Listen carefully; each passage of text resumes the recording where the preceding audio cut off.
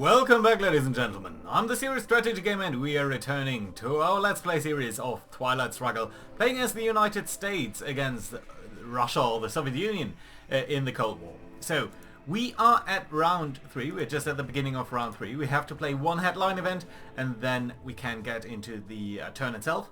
We have drawn a couple of good cards. Most of them are, well, US cards or just mixed cards that are equally good or bad for both sides. So that is quite nice. On the other hand, the position on the board isn't quite as good for us. So especially, let's have a look at that in Asia over here. You can see that the Soviets had a very lucky turn of events in Pakistan. They did a coup attempt there that was extremely successful and that turned it over pretty much solidly into their hands. On the other hand, our coup attempt in Thailand hasn't been nearly as successful. That was easily reversed by them. So we are now holding out only to sort of the eastern fringe of Asia, while the Soviets do have very good control of at least 3 battleground countries, with the chance to get at least India. So that is not good for us. We'll have to see whether at some point we can draw some event down here to reverse fortunes down there. We'll have to see, really.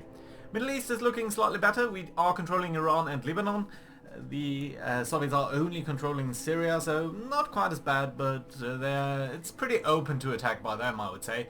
And then we have got Europe. So Europe, we do have the Europe scoring card, so definitely this turn around Europe is going to be scored, and we definitely want to see whether we can get a good hold onto things over here. So we've got control over West Germany, Italy and France. They've got control over East Germany and Poland. All of that is pretty typical. It's easier for the US side to maintain control over sort of Western Europe.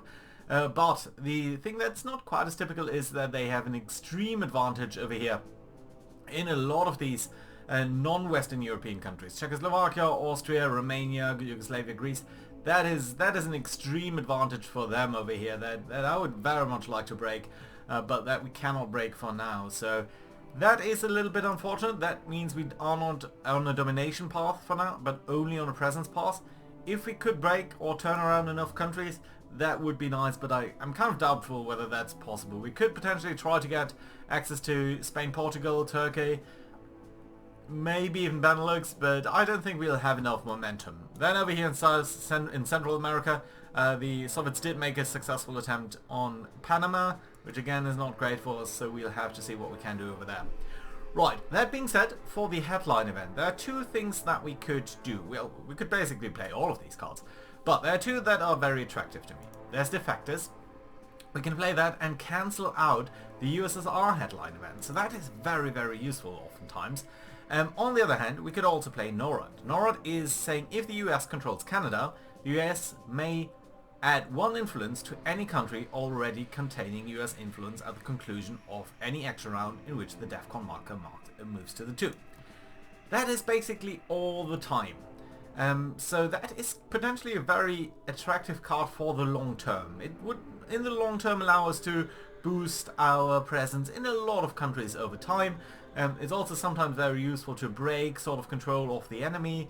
So I like that as a long-term option. This is more of a short-term, deny any benefit to the USSR event. We could also of course play Captured Nazi Scientist.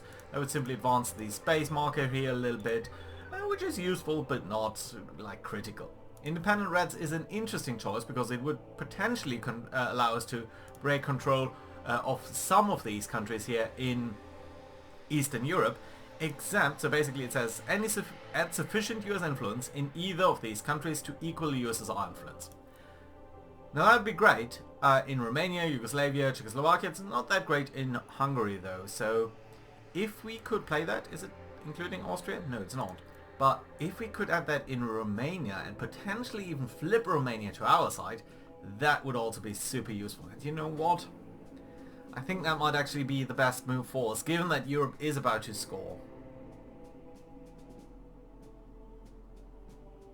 Okay. Yeah, let's go with it. I think we're going to headline Independent Reds. They are headlining Korean War, so they are going to have a die roll here on Korea to determine whether or not they'll be taking that over. And we are moving first, but let's look at this. So roll a die, and basically on a result of 4 to 6, they would remove all US influence and replace that with USSR influence. So with a 50-50 chance, basically they would flip South Korea, but there's a caveat to that. For every US country controlled and adjacent to South Korea, they do get a -1 modifier. So since we are controlling Taiwan, that is a -1 modifier to that. So basically it's a 1 in 3 chance that they will turn South Korea over here, which would be extremely bad for us. Let's see though whether that is going to happen or not. Now we can add sufficient influence here, and I think we're definitely going to do that. Question is, do we want to do that in Czechoslovakia, which would potentially at some point allow us to flip East Germany a little bit easier, but they are controlling Austria? No. So we are going to go with Romania over here, and we're going to see what they roll. Yes, they are failing, and they are actually failing at a 4, which is very nice, because that means just due to the fact that we are that we do control Taiwan, they have failed over here. Otherwise, they would have won. So that's a nice event over there for us. It was good that we didn't play defectors, because basically the headline was irrelevant anyway. They're going to start the turn over here. The timer is ticking down on their side, so they will be placing a card soon. So let's see what's going to happen there and what they're going to do. Potentially going to place some influence, and I think that might be Romania. No, he's actually breaking France and doing something else. I think he just placed some influence in where? In Burma and in France. So in Burma that's 1 point. In France that is another 1 point due to the fact that he needs to break control. So he needs to spend 2 points basically to get 1 influence. That's what I mean to say. Right, so that being said, we could now do a couple of things. Now, we are controlling a couple of areas over here. We could play Marshall Plan. That would allow us to add 1 influence to each of 7 non-USSR controlled countries. So that's a lot of countries. That's potentially Spain, France. We would be regaining France. So that's 1, 2. Could add 1, 2, couple to Norway, Denmark, Benelux, all of these countries. Even Turkey potentially, isn't it? Turkey does count as Western Europe, I think, so that might be a decent chance over here. Otherwise, 4 influence is also pretty nice, actually. So, but you know what? I think with 7 non-USSR controlled countries is very significant. So yeah, let's go ahead and play the event over here. 4 influence. And we're going to place 1 in Spain, Portugal, 1 in France, so that does give us control over these 2 countries. We're now at 6 against 6, so that is nice. If we could gain 1 more country, we would be considered to be not only present, but dominating this. And that would be a 4-point swing in victory value. So let's add 1 to Turkey. We're going to have 4 more that we can add over here. I think we're going to add 1 to Italy to strengthen their defense over there a little bit. Western Germany is actually fine. We don't need to do too much there. But I think placing 1 in Denmark, 1 in Benelux is nice, so that we have some presence here. And you know what? We're also going to place 1 in Finland because it's adjacent to the USSR, and adjacent countries to the enemy superpower do give you bonus points. So I think that is very nice, and that does set up nicely to maybe expand a little bit here our influence and just give us more options. And again, it's 6 versus 6, so if we gain 1 more country, that'd be lovely. But we are sort of on the defensive role over here with the USSR coming first, so we need to react a little bit to what they are doing in the meantime. So they are playing for influence, 3 influence here in Burma and in Iran. Actually, they are breaking our influence in Iran, which is interesting. And now they are super dominant in Asia, which is not nice. They might actually have the Asia scoring card. On the other hand, they would have then just attacked now. They would not have needed to do this, actually. So I don't think that is something that we need to be too concerned about. Now, the thing is, we could place another influence in Iran, and that would be totally fine. We could also do a coup attempt, actually. So if we, for example, made a coup attempt here on Panama, we would have a decent 1 in 3 chance to actually completely expel the Soviets from over here. And basically a 50-50 chance of at least reducing them somewhat, so that might be nice. What about if we play it with NATO? Sorry, not place influence, just do a coup attempt down here. It would be a 50-50, well, more than a 50-50 chance. 2/3 chance of expelling them. And with this is what it was. Well, 50-50 chance of expelling them. And a decent chance of gaining some support there as well. On the other hand, we are mostly battling for Europe. Well, it might be nice to just use the fact that we can make a coup attempt Coup attempts are super valuable chances. So, and normally you are prevented from doing this due to the fact that it's the USSR turn to come around. But that said, a 4-point victory swing there I think is very lovely. How many points would we need? So I think just flipping Turkey to our side would be enough. But then they could attack, so they could break us again. So I think we could play for Turkey and at least, for example, get Benelux on our side. So that would be 3 points. Yeah, 3 points. 3 points would be very nice, I think. Could also play Norad now, and that would potentially allow us to gain another point. So we'd be losing 3 points now, but basically as soon as there's a coup attempt, we'd be gaining an additional point. Which is useful. We could also get Romania and Turkey if we played NATO.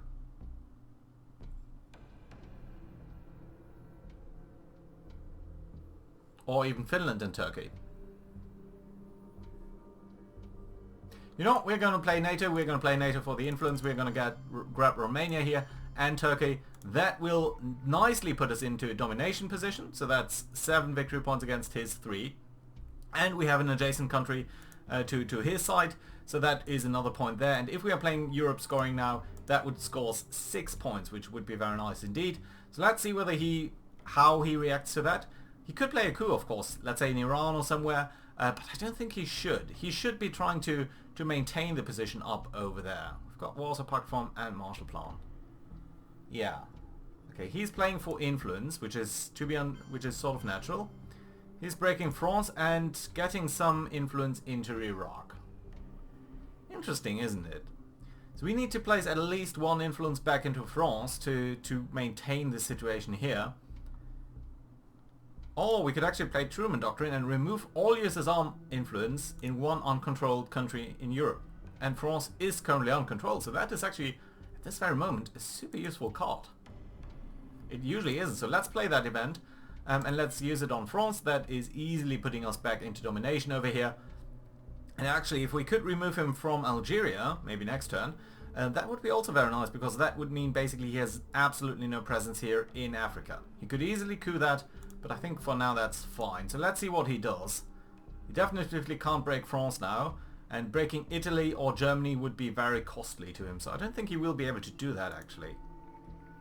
And we now have a couple of countries here in the lead. On the other hand, Asia is looking so hard right now. Influence, just 2 influence there, in Iraq and in Israel. Okay, so he might have some things down there, but at this moment Europe is looking extremely good for us, so I'm going to play the Europe scoring card. We'll need to do so this turn around anyway, and we're now in the lead by 2 points, but the position on the board, especially in Asia and the Middle East, is not looking quite as good for us, so yeah, we'll need to be slightly concerned here. We have 2 more cards to play, so let's see what that is going to be.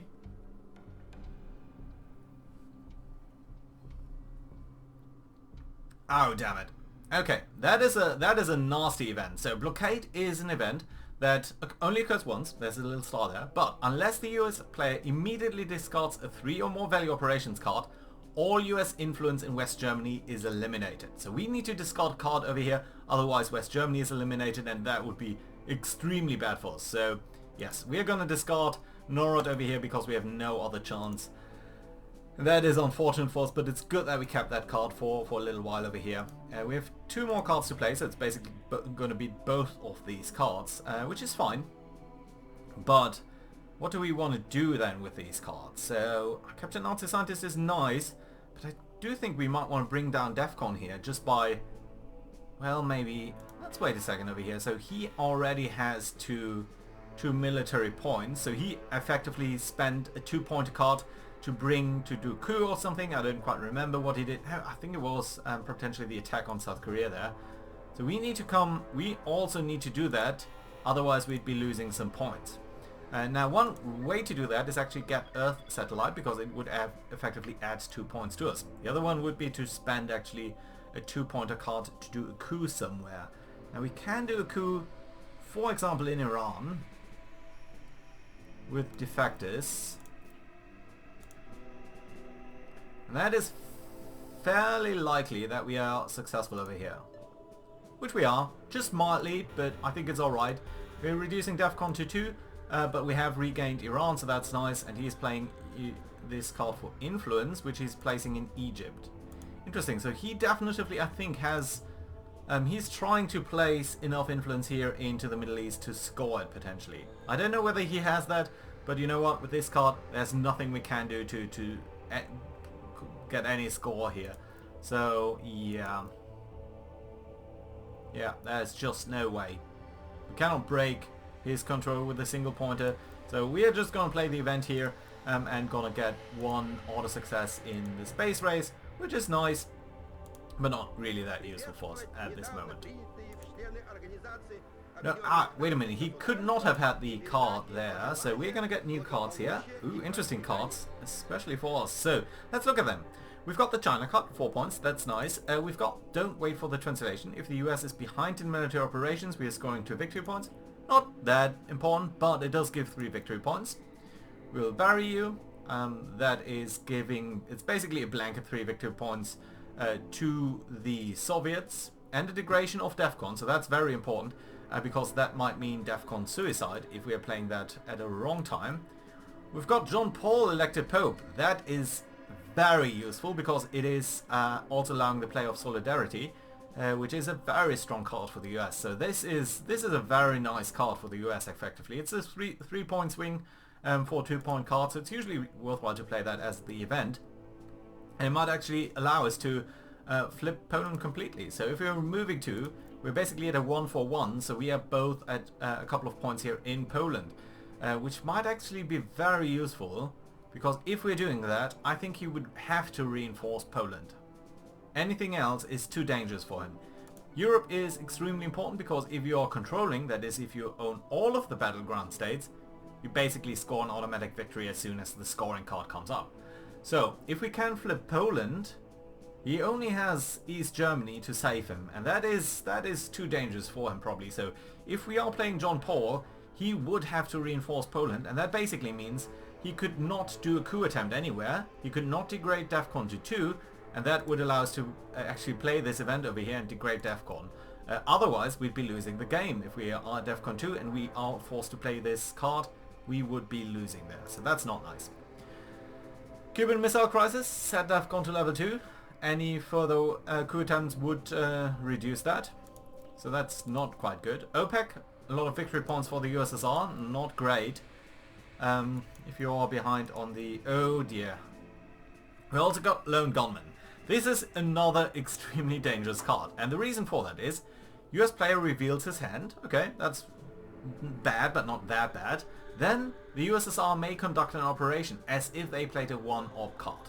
Now remember, if we play this event technically occurs during our turn, and the USSR gets to act on our turn.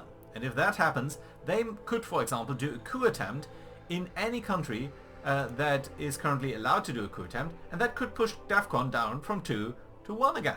So again, this is a very dangerous card due to DEFCON suicide. So we need to be quite careful here. We've also got Mobutu Sese's Seko, so air stability number becomes 3, and basically we are gaining some control in Zaire, which is nice but not critical. And we've got the Brezhnev Doctrine, all further operations card played by the USSR turn. This turn increased their ops value by 1. A dangerous card. This is giving a huge advantage to the USSR, but of course it depends on how many more cards are going to be played. So if we are playing this card here as our very last card, effectively this does not give any advantage to the USSR. So to wrap it up, we have to be quite careful here because there's Lone Gunman. If we are playing this could result in a reduction in DEFCON. We have this card, which would definitively result in a degradation of DEFCON. So these are cards that we need to be quite careful about. And Cuban Missile Crisis, we don't need to play that as the event, but if we are playing these two here, the event will occur. Now, let's see, how many cards do we need to play? We've got 1 headline event and then 7 cards that we need to play. And we've got currently 1, 2, 3, 4, 8... 10 cards. So that's 2 more cards than we need if we're including the headline, which is okay. So we could effectively carry over one of these cards here, to the next turn. We could of course also space one of these cards, at least this one, and send it to space, try to advance the space marker here a little bit, but we couldn't space Lone Gunman because it is only a 2 operation card that we can space, so that's not something that we can do. So in regards to the things that are actually positive for us, I don't think victory points are that important for us. And Zaire at this moment is really not the focus of anything. So on the other hand, John Paul elected Pope, that is super useful for us. That is going to force his hand a little bit, so we are going to do that. Oh, he also has some liberation moment here in liberation theology. So 3 USSR in Central America, no more than 2 per country. So let's see what he does with that. He's going to place them somewhere over here. I'm guessing Nicaragua, Haiti maybe. That could be anywhere really. Could also be Cuba. Interesting choices there. So he's doing that in Mexico and Haiti. Interesting. Interesting developments. Now he's going to act first, of course, as he usually is. I'm thinking he will probably reinforce Poland. If he doesn't, it's going to be interesting. No, he's doing a coup attempt on Nigeria. That is degrading DEFCON. Now that is a problem for us because now we cannot in any circumstances play this game, this card over here, unless we send it to space. So we might have to keep it up until next turn. If we are playing it now, we basically lose the game. So let's not lose the game. Right, what we can do though is try to gain Poland. Now I think he made a mistake by keeping it open there. We might also want to increase our position in some other places. We need at least a 3-pointer card. We don't want to play Brezhnev Doctrine. This is going to be the last one. OPEC. He would gain a bunch of victory points for Iraq and Egypt basically. Egypt, Iran, Libya, Saudi Arabia, Iraq, Gulf States and Venezuela. He only controls 2 of these. So he'd be gaining 2 victory points. There's nothing really that we can do about that. We can't we can of course try to break Egypt, but I don't think it's that worthwhile, nor is Iraq. Now this card can reoccur. It doesn't have an asterisk there, so that's not ideal for us. Could of course also play a 4-pointer, get Poland and also some other place, at least place 1 influence anywhere else. Slightly concerned about the situation here in Africa. He has 2 battleground countries. Could play a card in Angola, so that we have at least 1 battleground there.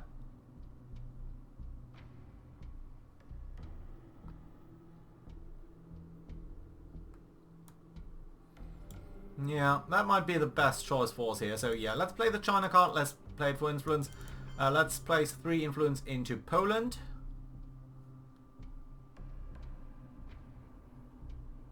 Actually, let's go for Israel here. I want to reinforce that a little bit.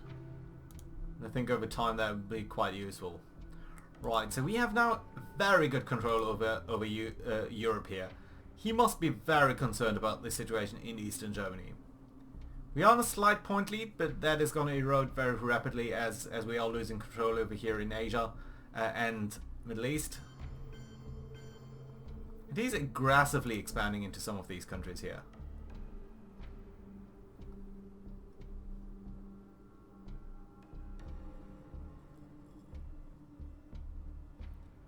Right, so how's the situation? We need at least 2 more points in Israel so that we have control of at least 2 battlegrounds here in the Middle East, and I think that would be useful.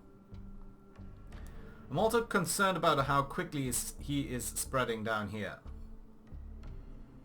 He will get into Zaire soon.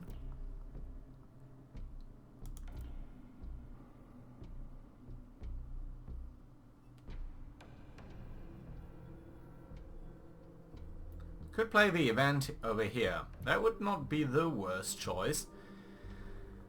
We could also do just a lot of different... I mean, he could go into Venezuela now, so it might actually be best to play OPEC now.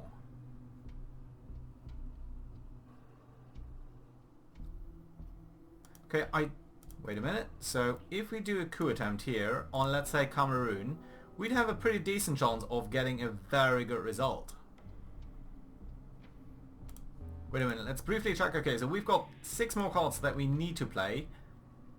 And we've got 1, 2, 3, so 2 cards can be left over, and that is We Will Be Bury You and Lone Gunman. There's no chance that we're going to play these at all.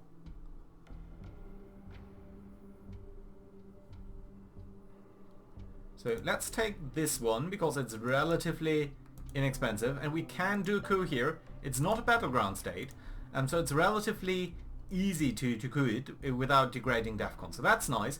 We are now controlling a couple of more nations here in Africa. And the thing is, we might be able to do something about Nigeria. We've basically locked him out of Zaire, so that's nice as well. You could do a coup attempt over here. Ah, he's placing influence. This is a weird card. Okay, in Sudan and someplace else. Okay, fine. Right. So what can we do? Europe again, looking pretty good to me, so that's nice. We don't need to do anything over there. Not going to play any of these. Could play OPEC. Could also try to do a coup attempt there in Colombia and just basically kick him out of any South American venture. That might actually be the best choice there. I think that might be very nice. And then we can aggressively expand there. Yeah. Okay, let's do that. Let's do a coup attempt here in Colombia. It's pretty much certain that we're going to get the points there. It's an opponent event. He's going to get some victory points, I think 2. So basically we head back to 0. But that's alright. We have now some South American presence. And we can expand into Venezuela, and he'll not be able to coup that.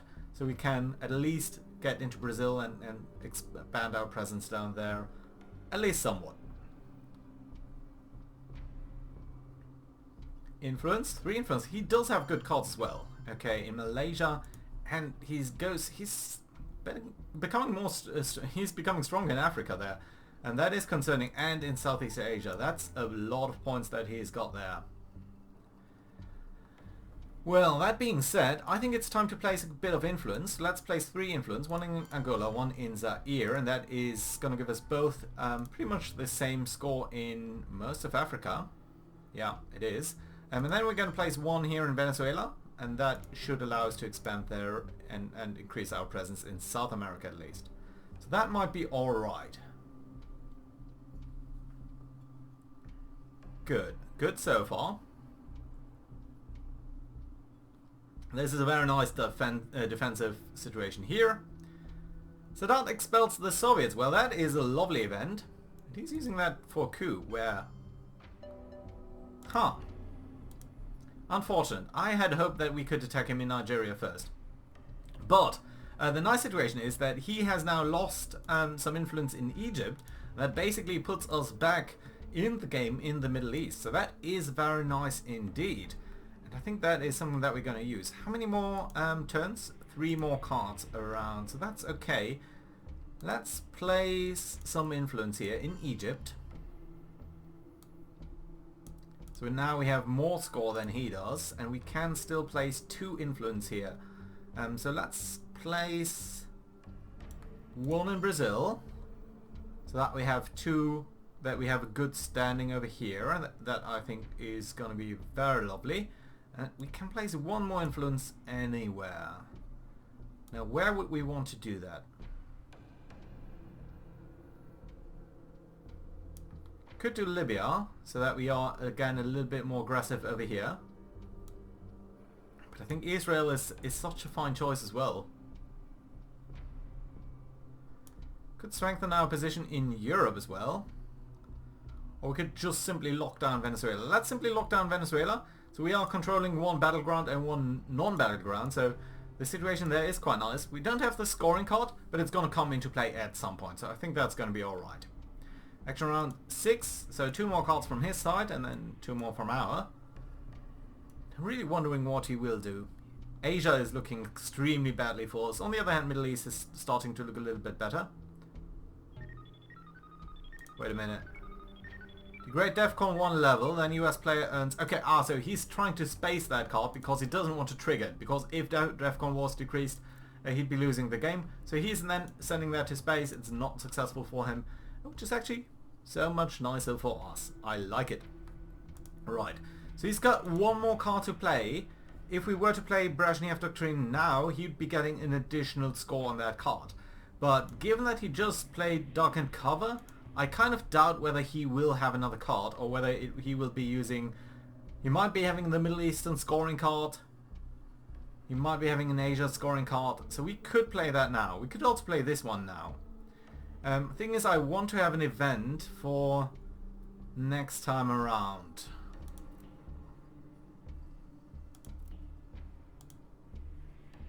So we could space you and then keep you around. We cannot space Lone Gunman. Space you, KU next turn, keep you around. And of course Lone Gunman. Yeah, I'm feeling kind of uncomfortable with 2 DEFCON cards at the same time, so you know what, let's space. We will bury you. We are on the other hand scoring a success over here, so that does give us 2 points. Which is very, very nice. And I actually got to check the next one because I rarely play for Space Race, so that is nice. So we're gonna see the last card here from the US side, and then we can play Brezhnev Doctrine.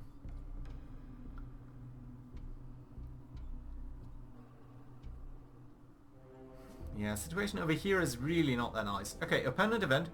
Remove, so what is it? Remove 4 USSR influence from non-European countries. No more than 2 per country. Okay, so basically all of the ones that are highlighted now. Where would we want to reduce USSR influence? But by no more than 2.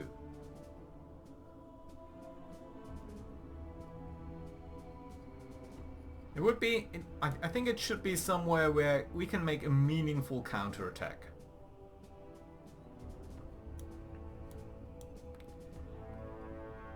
Reduction of Mexico might be nice. Panama would also be nice. Haiti would be kind of funny.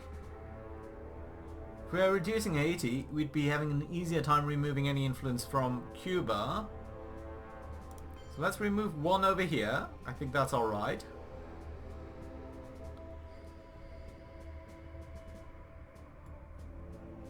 Sort of the same over here actually. If we could remove some of his influence there, that'd be mighty fine. Could try to remove his influence in North Korea, which wouldn't be bad either.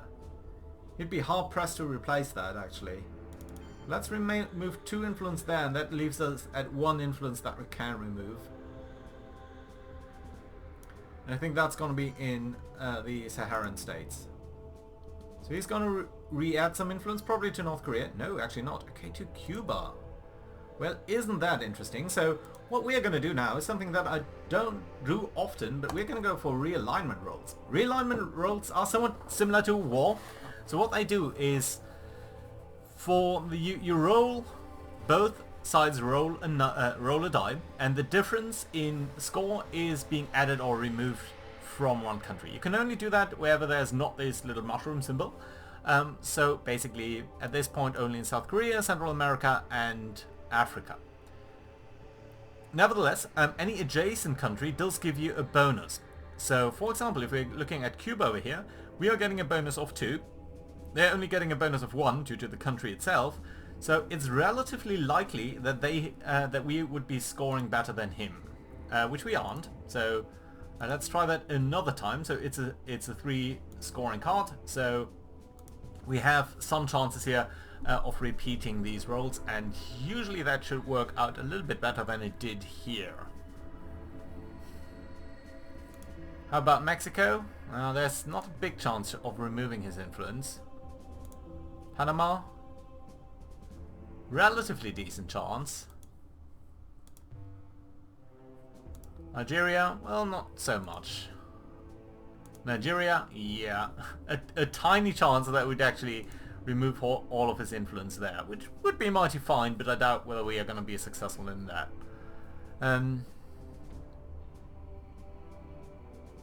Maybe we should not have done so much in Cuba.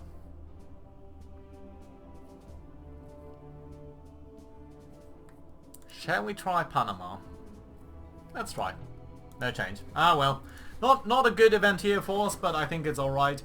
Yeah, so that does end the turn. Brezhnev Doctrine is not going to have any influence. So we're going to go into turn 5 here and going to draw new cards. DEFCON is going to improve, which is of course understandable. And we are getting a somewhat mixed card over here, I have to say. Nevertheless, I think it's a very good place to put in a cut. So thank you very much for watching, guys. Hope to see you around next time. Bye bye.